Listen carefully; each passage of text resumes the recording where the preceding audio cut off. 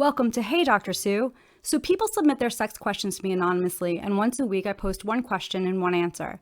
Do you have a sex question you've always wanted answered? Go ahead and check out the description for information on how to submit it anonymously. This week's question is, I got pregnant about 3 times, but I get miscarriages. This occurs within 2 to 3 weeks. What's wrong with me? Let me start by saying I can only imagine how frustrating this has been for you.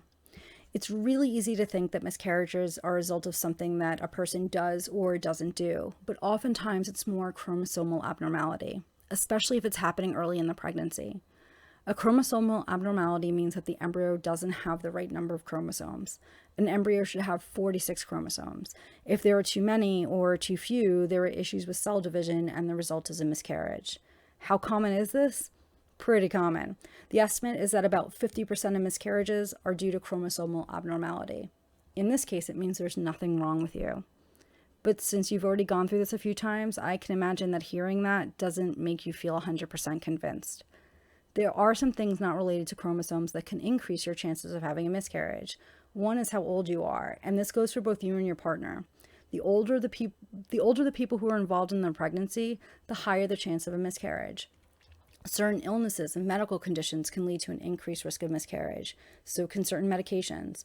So if you haven't talked to your doctor to see if these might be an issue, I would highly encourage you to do so. Smoking, drinking, and other drug use can also increase your chances of miscarriage, so you might want to stop those if you haven't already. Even though miscarriages are common, somewhere between 10 to 20% of pregnancies end in miscarriages, we don't often talk about the impact it can have on both the individual and the couple. So if you haven't already done so, make sure you take the time to take care of yourself after a miscarriage. If you're grieving, depressed, anxious, or some combination of all three, that's pretty normal. Don't be afraid to reach out for help if you feel like you need to. It may help you find others who've gone through the same thing. You might want to check locally or online for support groups.